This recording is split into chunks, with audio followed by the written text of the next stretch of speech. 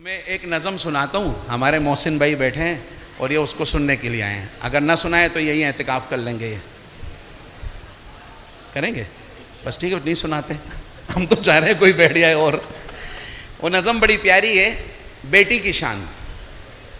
آپ نے سنی ہے نا حضور کے پاس. اچھا میں نے یہ پڑھی کیوں تھی, میرے پاس ایک فون آیا, ایک خاتون تھی, کہنے لگی مفتی صاحب مجھے طلاق ہو گئی. میں نے کہا اللہ معاف کرے. کیوں؟ کہنے لگی اس بات پہ طلاق ہوئی کہ میرے گھر بیٹی پیدا ہوئی ہے. اللہ ہو, آج بھی یہ جہالت ہے. پھر میں نے ایک نظم پڑھی. اب اس کو سن کے لوگ پتہ ہے کیا کہتے ہیں؟ اگر کسی کی شادی ہو مجھے کہتے ہیں دعا کریں اللہ مجھے پہلے بیٹی دے. کیوں؟ میرے نبی نے پھر یہ واقعہ سن کے فرمایا تھا, لوگوں جس کی 3 بیٹیاں ہوں, ادھر دیکھنا کتنی, اور ایک روایت میں آتا ہے 4, ایک میں آتا ہے 3 بیٹیاں ہوں, اچھے نام رکھے, دینی تربیت کرے, ان کے حقوق ادا کرے, کل قیامت کے دن وہ آئے گا میں اور وہ ایسے ہوں گے. یوں آپ نے یوں 2 انگلیاں جوڑ کے فرمایا. کس پہ؟ بیٹی پہ. ایک صحابی کھڑے ہو کے کہنے لگا یا رسول اللہ صلی اللہ علیہ وسلم اگر کسی کی 2 ہوں. صحابہ کو تو یقین تھا نا ہر چیز, اگر اس کی 2 ہی بیٹیاں ہوں گی. صحابہ کے سوال سے مسائل حل ہو رہے تھے. کہا اگر کسی کی 2 بیٹیاں ہوں تو اللہ کے نبی نے فرمایا وہ بھی میرے ساتھ ایسے ہوگا. کچھ زمانہ گزرا, ایک صحابہ اماں عائشہ رضی اللہ عنہ کے پاس, کہنے لگے اگر اس محفل میں کوئی کھڑے ہو کے یہ بول دیتا کہ کسی کی ایک ہی بیٹی ہو, وہ اس کی تربیت کرے, حقوق ادا کرے, اچھے نام رکھے. تو اماں عائشہ رضی اللہ عنہ نے فرمایا اگر کوئی میرے محبوب سے اس ٹائم میں سے سوال کرتا آپ اس کے بارے میں بھی فرماتے کہ وہ میرے ساتھ ایسے ہوگا. بیٹیاں بوجھ نہیں ہیں, ان پر تو جنت کی ضمانت ہے. اب میں ایک نظم سناتا ہوں اور اس کے بعد کوشش کریں گے انشاءاللہ ہم مجلس سے ذکر کر کے پھر دعا کریں گے انشاءاللہ. باقی اگر سننا ہے تو کل علی مرتضیٰ کھڈا مارکیٹ میں ہے, ٹھیک ہے, اور اگلا دوسرا پروگرام کل یہاں کورنگی عثمانیہ میں ہے, پرسوں مسجد ابو بکر ڈیفینس میں ہے. یہاں کی قضا جو ہے وہاں کر لیں گے پھر انشاءاللہ, ٹھیک ہے. اب تو جو حافظ فارغ ہو گئے گھومتے رہو میرے ساتھ, آتے رہو انشاءاللہ. تو یہ نظم کیا ہے, میری مائیں بہنیں بہت آئی ہیں, میں چاہ رہا ہوں ان کا بھی حق ہے کچھ ان کو بھی سنایا جائے. تو شاعر کہتا ہے ایک واقعہ بتلاتا ہوں میں ملک عرب کا, وہ دور مدینے میں تھا پیغمبر رب کا. اچھا عجیب بات, اس میں ایک کو کم رکھیے گا. آج بھی مکہ مکرمہ میں وہ جگہ موجود ہے جہاں بچیوں کو زندہ دفن کرتے تھے. پتہ ہے کہاں؟ باب عبداللہ ہے نا, نیا جو دروازہ بنا ہے, اس کے ساتھ ایک 4 دیواری ہے. برج پہ چڑھیں گے تو نظر آئے گا. جب تعمیراتی کام ہوئے نا, وہاں کھدائی ہوئی تو بچیوں کی چیخنوں کی آوازیں آئیں. وہاں کے علماء نے بتایا چیخنے کی آواز آئی بچیوں کی. تو علماء نے کہا اس جگہ کو چھوڑ دو, یہ قیامت کے دن اٹھیں گے اور گربان پکڑیں گے. جو عورتوں کے حقوق کا شور مچاتے ہو سن لو, اسلام سے پہلے تو عورت کا یہ حق تھا, اس کو تو جینے ہی نہیں دیتے تھے. اسلام نے اس کو عزت دیا, مقام دیا. اسلام نے تو یہ کہا اس کی تربیت کر تجھے جنت ملے گی. بولو نا سبحان اللہ. اسی کی تربیت پہ اللہ نے جنت کے فیصلے کر دیے. بیٹی پہ تو جنت کی ضمانت ہے خدا کی, یہ بوجھ نہیں ہے, امانت ہے خدا کی. لاؤ نا اس شعر کا چیلنج کسی سے, چیلنج کرو. آؤ, کوئی اور مذہب یہ مقام عورت کو دیتا ہے؟ وہ تو ٹیشو پیپر بھی نہیں بناتے, اللہ معاف فرمائے. باہر کے اسلام ہے الحمدللہ. ایک واقعہ بتلاتا ہوں میں ملک عرب کا, وہ دور مدینے میں تھا پیغمبر رب کا.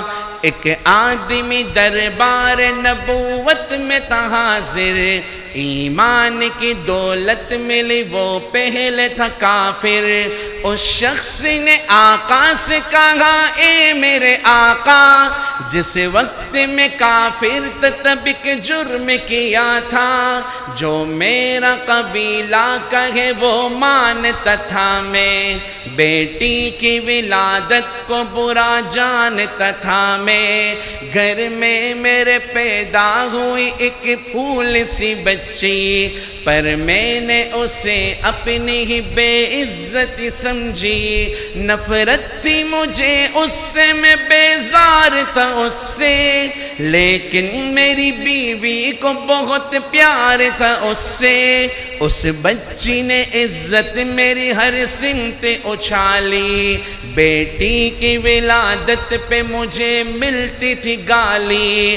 باہوں میں جھلایا نہ تو کاندھے پہ بٹھایا, میں نے نہ کبھی بیٹی کو سینے سے لگایا، چاہت ہی نہیں تھی، کوئی الفت ہی نہیں تھی، سینے میں میرے اس کی محبت ہی نہیں تھی، معصوم وہ کرتی تھی محبت کے اشارے، اور میں نے اسی کربے میں کچھ سال گزارے، میں سوچتا رہتا تھا اسے مار ہی ڈالوں، کھوئی ہوئی عزت کو پھر کے بار میں پالوں، ایک روز اسے لے کے نکل آیا میں گھر سے، وہ بچی بہت خوش تھی میرے ساتھ سفر سے، فرمائش کرتی رہی وہ سارے سفر میں، جاگی نہ محبت ہی مگر میرے جگر میں،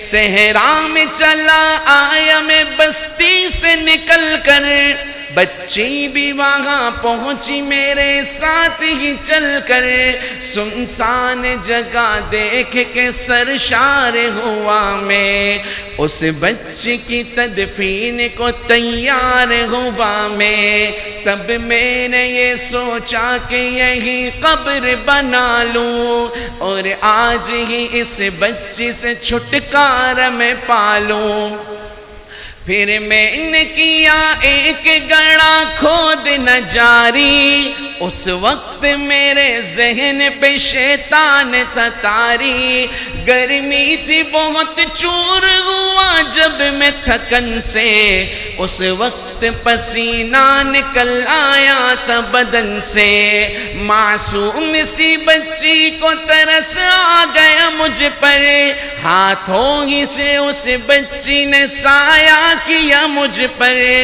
دم لینے کو بیٹھا جو ذرا مجھ سے کمینہ، وہ پوچھ رہی تھی میرے چہرے کا پسینہ، رہ رہ کے میرا ہاتھ بٹاتی رہی وہ بھی، اور قبر کی مٹی کو ہٹاتی رہی وہ بھی، میرے نئے کپڑوں پہ لگی قبر کی مٹی، جو صاف کیے جاتی تھی وہ ننھی سی بچی، وہ پوچھتی جاتی تھی کہ بتلاؤ نہ بابا کیا کھود رہے ہو، مجھے سمجھاؤ نہ بابا، میں چپ رہا اب اس کو میں بتلاتا بھی کیسے، وہ بوجھ تھی مجھ پر اسے سمجھاتا بھی کیسے، تیار ہوئی قبر تو بچی کو اٹھایا، اور میں نے اسی قبر میں بچی کو بٹھایا،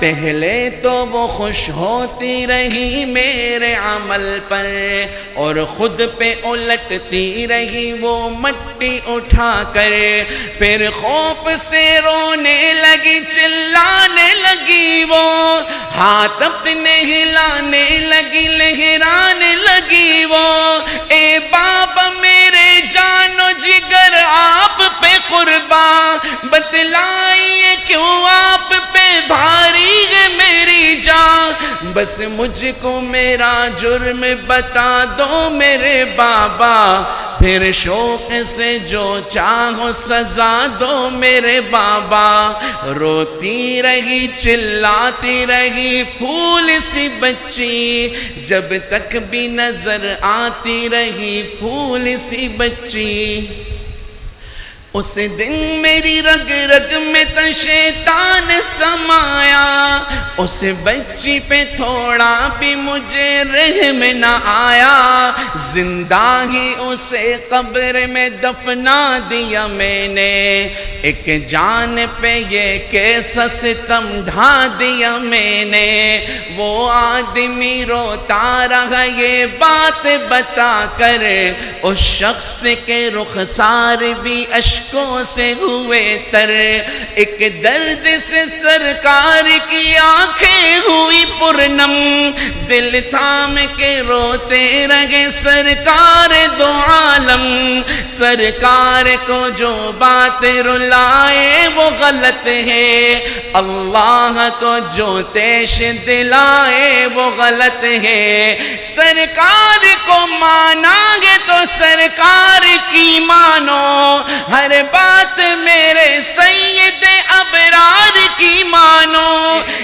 سرکار کو مانا گے تو سرکار